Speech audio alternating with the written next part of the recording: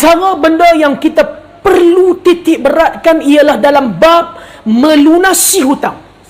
Bila kita berhutang dengan seseorang, antara benda yang perlu didiarikan, direkodkan ialah perlunya kita membayar hutang sebagaimana yang kita janjikan. Kerana apabila kita mati dalam keadaan kita berhutang, kita akan bermasalah. Bukan di hadapan Allah, daripada dalam lubang kubur lagi kita sudah bermasalah.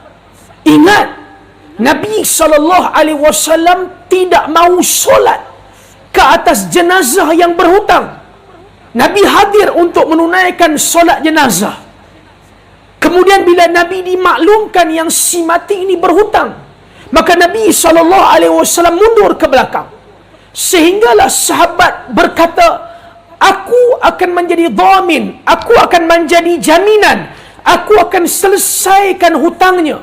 Barulah baginda SAW hadir dan Nabi maju untuk menunaikan solat jenazah kepada lelaki tersebut. Cuba bayangkan, orang yang mati syahid semua dosanya diampunkan oleh Allah kecuali hutangnya.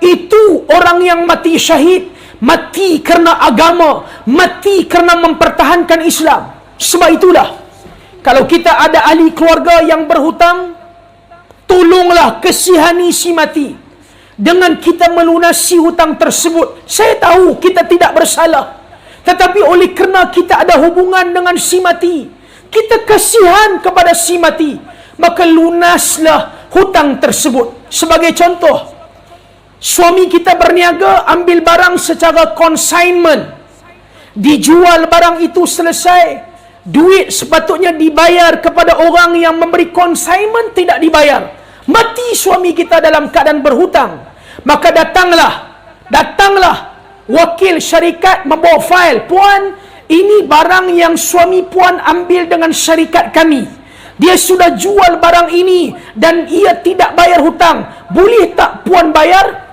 Sebagai isteri, ahli keluarga, bayarlah, supaya si mati tidak berhadapan dengan masalah. Berbincanglah cara bayaran. Kalau boleh langsaikan sekaligus, langsaikan.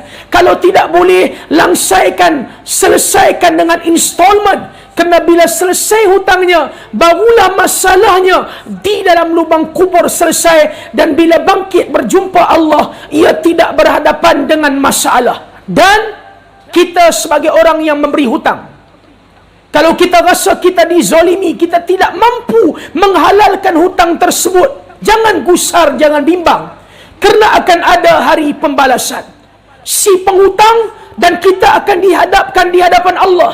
Dan dia tetap kena langsaikan hutangnya kepada kita di hadapan Allah. Bukan dengan dinar, bukan dengan dirham, tetapi bil hasanat was sayyiat, dengan pahala ataupun dosa. Pahala-pahalanya akan diserahkan kepada kita untuk melunasi hutang kita, dan kita akan bergembira dan berbahagia. Kalau dia sendiri tidak memiliki pahala untuk melangsaikan hutang ini, maka dosa-dosa kita akan diserahkan, ditransfer kepada dia, dan dia akan menjadi muflis. Berhati-hati